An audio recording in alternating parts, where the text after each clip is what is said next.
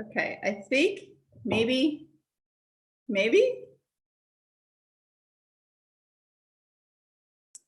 I don't know.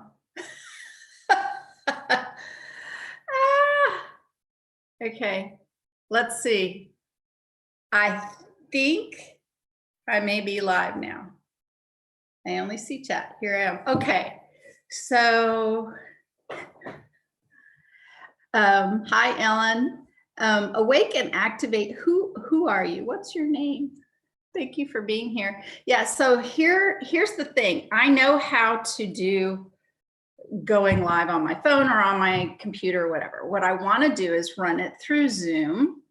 I know how to run it through Zoom with a webinar feature, but I'm wanting to know how to set up an event, run it through Zoom, through the meeting feature. And that is why I'm practicing. And I also have this kind of crummy history of a lot of echoes and stuff, which is not happening this time. And you guys can hear me, right? Oh, thanks, Michelle. Yeah, sometimes when people have channels, I don't know who they are. And okay, so I want to see where, so forgive me for clicking around. So I did it right. I set up the settings correctly. That's great. Now I want to see what the Zoom window looks like. Okay. And yeah, so I can actually, hi, Darla. Hi, Jolie. It's so nice to see you guys. Yeah, so, I mean, I have some sort of, this is real casual, by the way, anyone who's clicking in, I just wanted to practice and I'm practicing and I guess it's working if you guys can hear me and I don't have an echo. So here's the missing key that I didn't understand. You have to press go live on two things. You have to press go live within the Zoom meeting and then it says live, but it's not really live. You gotta then go over to another window and you have to go to YouTube and you have to go to not where it's streaming, but the back end that somehow I guess I still had open. And go live there too. And I'm not exactly sure how I even did that, but well, hopefully I'll do it right this afternoon because I'm going to do a show with Shane Robinson. So how are you all doing out there? I'm just in my kitchen. I'm having my last cup of coffee this morning. And I just wanted to see if I couldn't do this. And I think I mostly have it figured out. You know, I don't know about you guys. I'm 58 and some tech stuff I have hands down. Photoshop, man, I rock Photoshop. I've rocked Photoshop for 15 years more. I mean, I got Photoshop down. My older digital camera, I have it down. I've got my forum community and all of that stuff down. Oh, look, my daughter's calling. Well, since it's all real casual, I'll talk to her. Hey, guess what? Before you say anything, I'm live on YouTube and I've just put you on speakerphone. Is that why you're calling? Wonderful. No, I was calling to remind you that I'm signing housing paperwork this morning. Okay, remember you're live, so this is very... I wish I had something more interesting to tell you. I think that's pretty interesting. My daughter is purchasing her very first home. Isn't that exciting? I think that's incredibly exciting. And I have 12 people here. Ooh, now see, that's why I'm learning there. Don't do that. No, I was calling to remind you that I'm signing oh my housing goodness. paperwork this So morning. here I am. Okay, now. remember you're live. Okay. So guess I did that wrong. Oh my goodness. Okay, so somehow I just turned on. So this is good because now I'm learning stuff. Somehow when I'm clicking around, I just got an echo. So now I'm really confusing myself. Yeah, well, I will remove myself No. She should be here in like 10 minutes to sign paperwork. So. Oh, well, that's really great. So yeah, so now I am back on. Now I'm back on live here. And maybe it was the phone. Okay, I'm going to hang up on you so I can get back to this. Lauren, I'll get back to you. Bye. Okay, well, yeah. Okay. Okay, so see, what did I do wrong? Was it the phone? Suddenly I'm hearing myself echo, and I'm not even sure I knew what to do. I can't, so Michelle, I can't mute my computer. You know why I can't mute my computer? Because I'm going to be interviewing Shane using Zoom meetings. So how does that work, right? How do you mute your computer but still use your computer to talk for the show and to talk on a meeting? Ah, dear. So I was really hoping to figure this out, and I'm not sure that I have.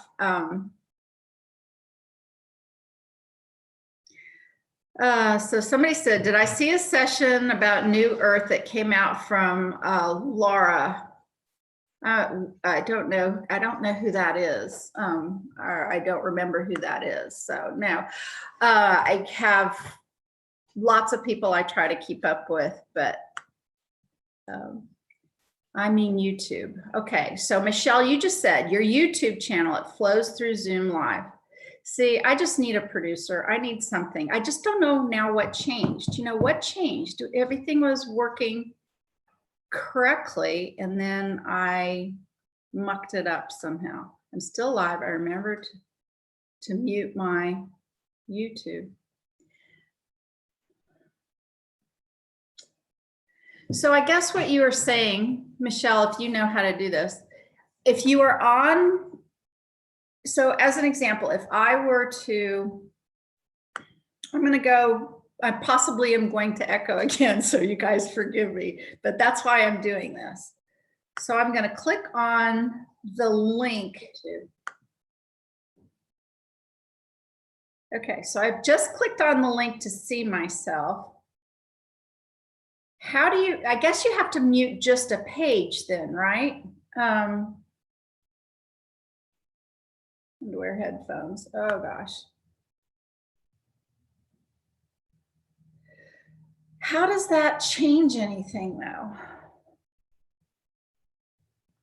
All right, so if I go over here and I press play, you're gonna hear me, right? I just pressed play. So I guess what you were saying. Yep. Okay, so that is that. But if I mute that and play it, oh, looky there. I think I've discovered something. Okay, so all the different windows now. I've got my studio page set up, and I can see myself there. I've got my Zoom window open, and I can see myself in real time there. And I have an extra link in another window, and I simply muted this streaming YouTube on this particular tab. Okay, I think maybe I got it. I think just maybe I got it. Oh gosh, thank you. So let's see. Yeah, Lauren is, how interesting is this? So my daughter is purchasing a home in Texas. She's not even gonna live in it, not for a while. Come here, Gracie. Did you want to say hi to everyone? Come here, Gracie. My dog has been coming in and out of the room. Come here. You want to say hi to everyone? Come on up here. Come on. Here, this is Gracie. Say hi, everyone. Oh, look, my other dog, Finn, says, I want to say hi. I want to say hi. Yeah, these are my dogs who just showed up here at the farm. Both purebred hunting dogs that I didn't ask to show up, but they did. They went AWOL. They went AWOL from their previous owners. I didn't even try to find Gracie's owners. At first, I started to think about finding Finn's owners. But you know what? When I realized he'd been beaten, I just said, yeah, you don't need to go back wherever you came from. And Gracie, well, I don't know. It just seemed, you know, when Gracie showed up, here's an interesting thing. Gracie showed up when I was on my way to Arkansas,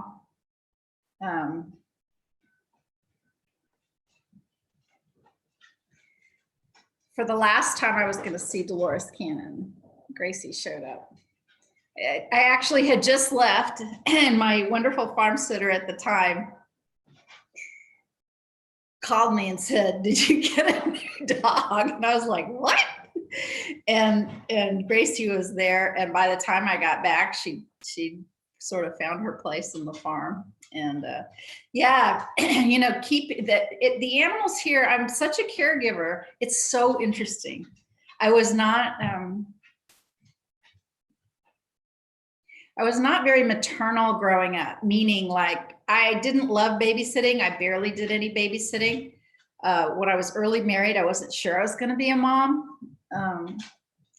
I was one of those people, and quite frankly, I kind of still am, where if there's somebody, especially if it's somebody I don't know very well at all, if somebody is there and they have a baby, I know that it's really interesting. I'm always interested in and think about what's that baby thinking about, or what do they know, or what are they really comprehending.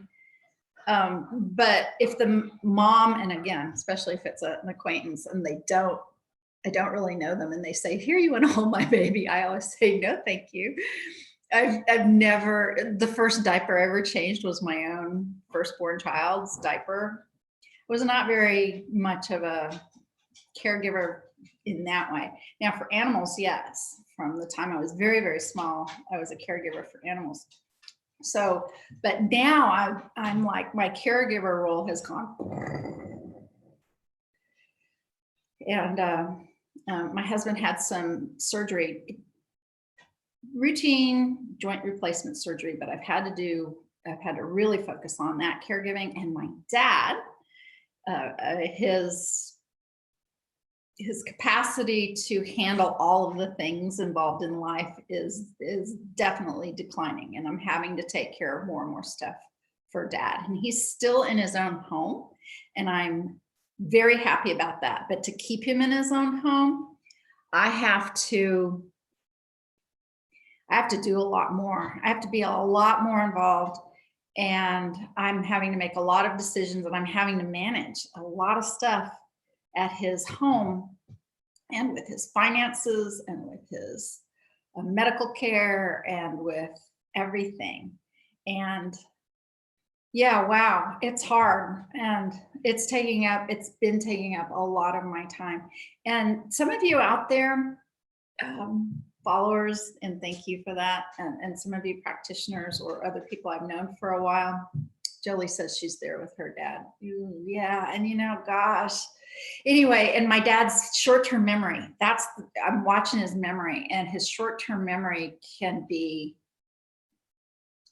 you know, I've had a doctor look at him, and they kind of actually said he's doing real well, but I had to tell him where we were going more than once on the way there. And yikes, you know, which you guys might have caught a live Facebook stream that I did a little while ago. I'm having him tell stories, and I want to do more of that here too.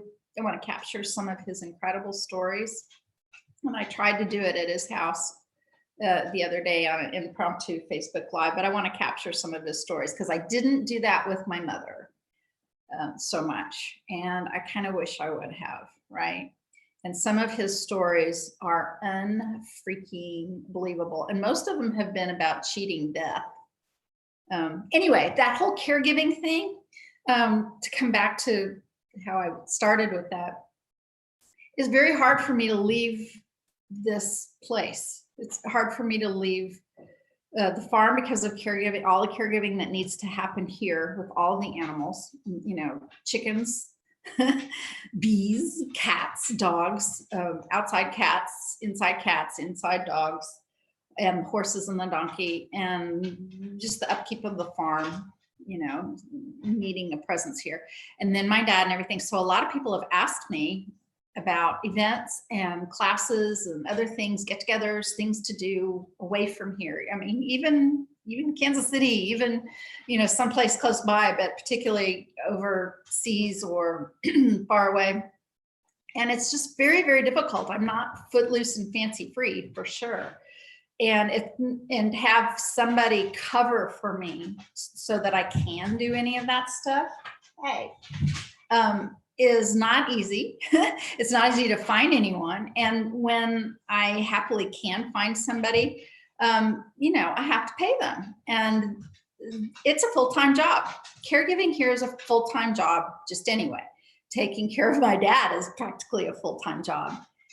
So covering all of that so that I can get away, I got to be able to justify the expenses for all that, right? You know, so what I'm getting down to, actually, if you all haven't heard me mention this, and I'm not sure I really have mentioned it publicly, but I'm planning on starting to arrange some live BQH courses, some live Beyond Quantum Healing courses.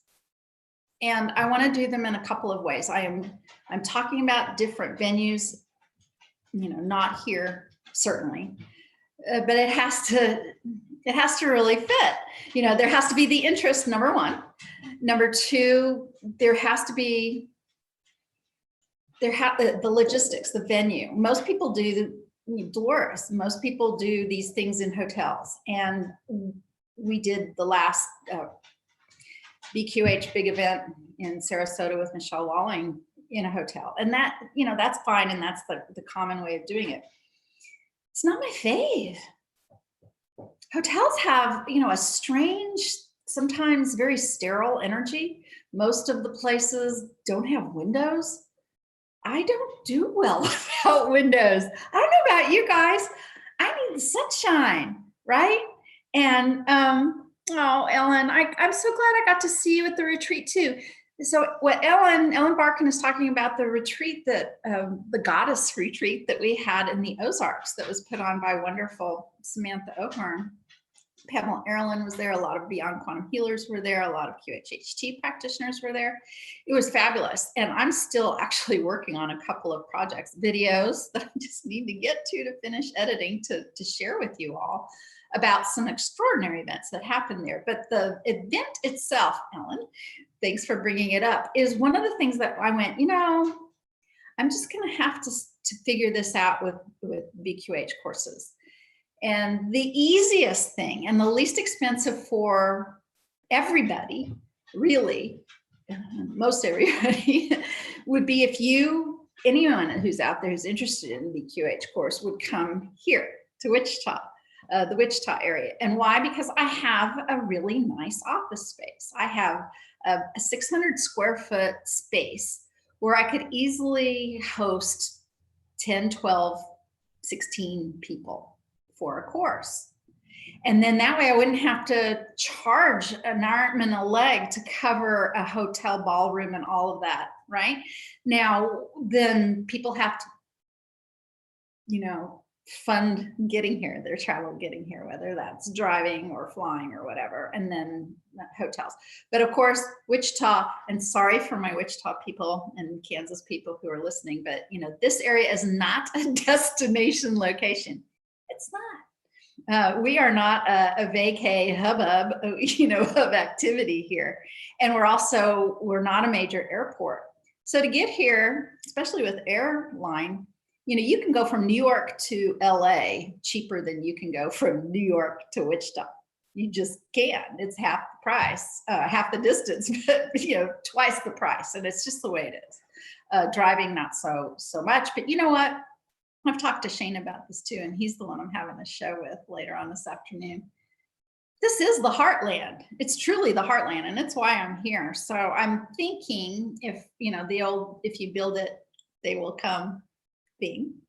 If I decide to host a class here, I think it would go. A lot of people have asked ever since we've released the BQH course in, I believe it was the 1st of July 2018, I've been asked, are you planning on any live courses? And my answer has been no, up until recently. I am now absolutely considering it and looking at dates and looking at other options that I might have. And the one thing that we're going to be doing, Well, of course I know Ponca City, Michelle. If you're a Kansas girl and you've been driving anywhere, you've been driving near or through Ponca City, Tulsa, Oklahoma City. And yeah, I mean, that's not far, right? That's just not far. I've chains in Tulsa. There's people who are in this area or within driving distance. And what's driving distance? Well, to me, anything within 8 or 9 hours is easy driving distance in a single day. And that is pretty much a good portion of the heartland. You can get from here to Denver in about that time easily with, time to spare. And you can get from here to Dallas, Texas in 6 hours. You can get from here to Austin, Texas in about 9. And, we're pretty easy to, the main highways definitely come through here. So I'm thinking about doing that at some point in 2020 for sure. And then hopefully in some other places, I'm talking to some other people about combining. We are getting ready to. The first course I believe that we're going to launch in another language of the BQH course is the French course. And I know there are a lot of French practitioners, healing practitioners who've been waiting for the BQH course to be launched. And we're looking, that's going to be, we've got translators working on it. It's just not still fully translated yet. And it's just a huge time-consuming project. But I'm talking already to my wonderful French friends about, heading to France to do a live course. And yeah, not too shabby to get to France, but then we go back again to all the different things I have to do to make that happen. I have to cover my costs. I have to cover my caregiver costs. I gotta make it at least not, be a minus on my own bank account to be able to go there and do this. And that's one of the reasons we made the BQH course online, fully online to begin with, because a lot of people are in this position. I'm not made of money. I don't have this giant bank account. I don't have the luxury of just popping on planes and going here and there without a lot of planning, a lot of serious consideration of the funds that it takes to do that. And everybody else is like that too, right? I mean, I don't know of many people who could just jet set around the world without giving it a second thought. I really don't, those aren't my peeps. And that's one of the big reasons we created BQH to begin with is, we wanted to see something affordable and something fully online so that those giant expenses weren't part of the deal of learning how to help people with beyond quantum healing. But here's what we're going to do with ours. Our live class offerings, it's going to mean you're automatically able to access the recorded version, the online version at any time, indefinitely. And I think that's important too, that you have access to the material for as long as you do this work, right? So that's, that's going to be kind of a bonus on the offering of live classes. Because I know, and like Ellen was mentioning earlier, that 2.5 days in the Ozarks with all of those people was just amazing.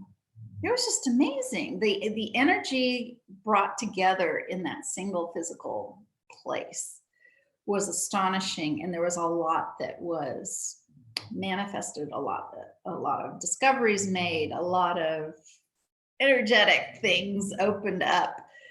Pamela and I in particular did this tandem BQH session where we laid side by side in a single bed while we had a couple practitioners and some other people, and some stuff happened. Pamela did a Patreon show regarding all of this, and some really extraordinary scientific information came out for those of you who are in her community. I'm working on editing that show so that it makes sense to a larger public understanding of what happened. And it's been taking me a while, and I had to set it aside because of some caregiving duties. I was really hoping that this might be done in the last couple of weeks, and it just didn't get done. Lots of stuff going on. So I'm going to look at Oh gosh. Look at who all is on here. Hey, nice to see you. Hi. Oh gosh. Oh, yeah, so that's what's up with what's going on. And actually New York City, my medium that rocks. New York City, or is it New York City? Where are you in New York? Where are you in New York? I used to live, actually, I used to live in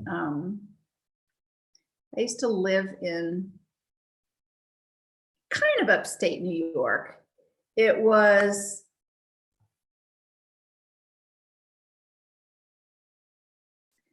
let's see, it was near Syracuse. It was a place called Baldwinsville. I was having a little brain thing happening there. And I really enjoyed living there. We didn't live there for very long, but Kim is on the chat. Kim is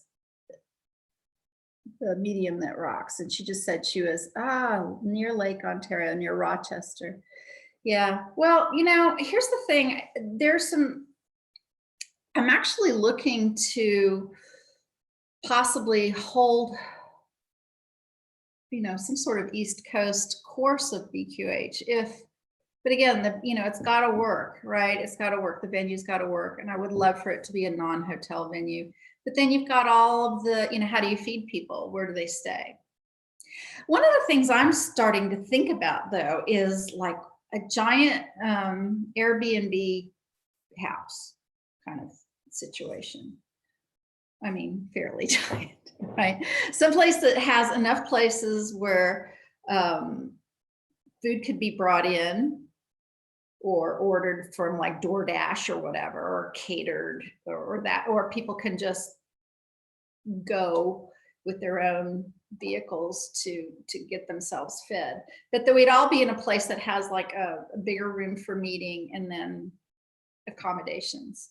And that, I think that's a really interesting way of looking at it. It's a little bit more like the retreat where we were just at, that Ellen was talking about, the retreat in the Ozarks. But then it kind of just depends on how you handle all of those different details.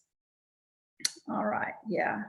So, there's a lot of snow. I spent two winters in Baldwinsville, and I got to learn what lake effect snow was. And I'm going to have to go here pretty soon because we've been doing this for half an hour, and it's been fun chatting, but got to get more stuff done before this afternoon, including setting up the next show.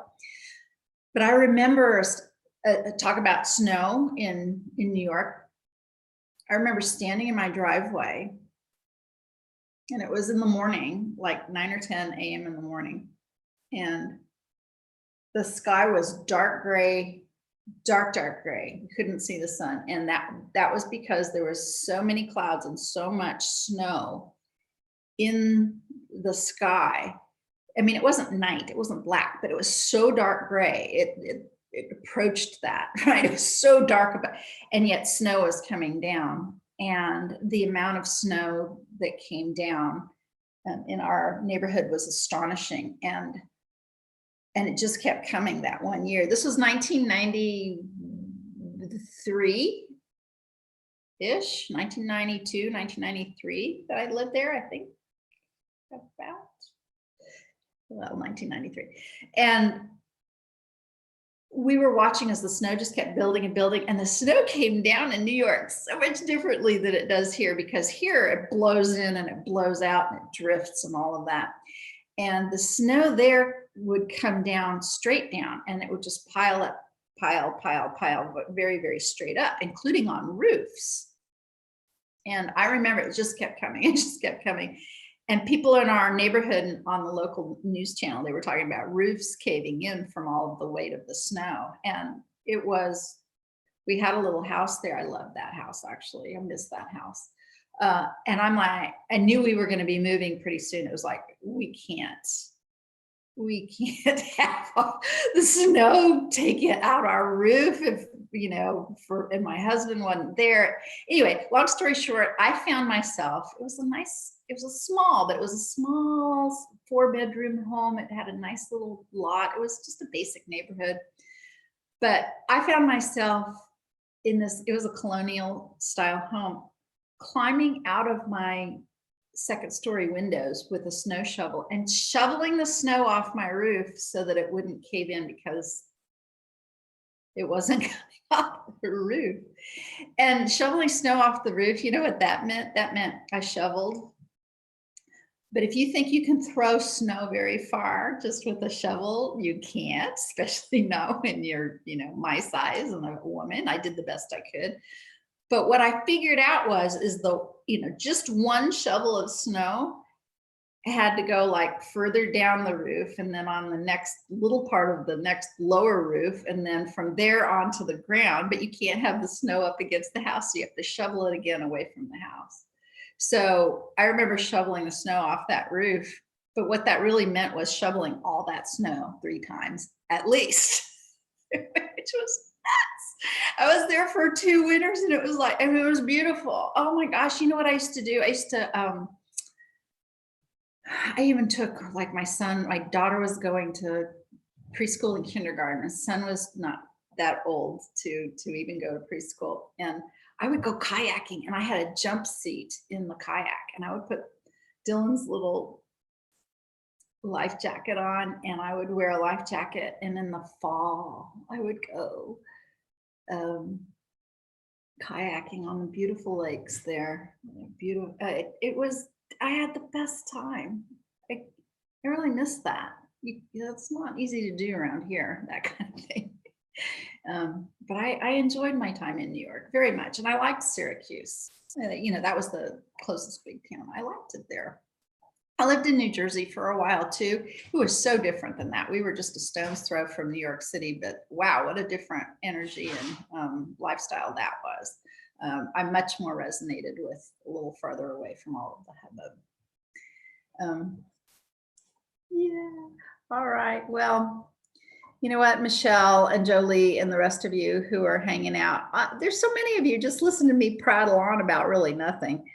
Well, not really nothing, just whatever stream of consciousness stuff. I appreciate you helping me kind of figure this out. Maybe. Michelle says already taking the course, but would come anyway. See, that just astonishes me. But it also really helps me. It informs me. It makes me so grateful. Because it kind of matters to get together in real life when you can do it. Real heart hugs matter. And we have a lot of fun. And gosh, if we can recreate even anything that approached some of the stuff that happened in the tandem session with Pamela and me. And who even knows, this session that I had with Pamela, that must have been like my 14th or 15th quantum healing session in about a dozen years. And I had no clue what was coming. And it didn't compare to anything else I'd ever experienced before. Now, why is that? Is it because it was tandem? Maybe. It's because it was Pamela there? Maybe. Was it because of the group that was there? Maybe. Was it because I'd already done so many sessions and done this work? Maybe. I don't even know. But I'm so excited to continue to experiment and just got another invitation to experiment with some more different ways of looking at beyond quantum healing from a couple other practitioners just this morning. And I hope to be able to share that with you soon when we get started on that project. Way more projects, way more ideas than there are hours in the day. But I can't tell you how much I appreciate those of you who are tuning in right now or even to listen to this live stream later if you want to listen in on my early morning gyrations around tech stuff and stream of consciousness thought. I appreciate all of you, truly, really do. And yeah, thanks so much. I think I'm gonna, hi Debbie, thank you so much. Hi Lucy. Lucy has a wonderful last name. Her last name is Cannon. Nice to have you here, Lucy, and everybody else who took took the time out of their day. I don't know where Bayonne, New Jersey is. Anyway, I will talk to you all later. Bye, everyone.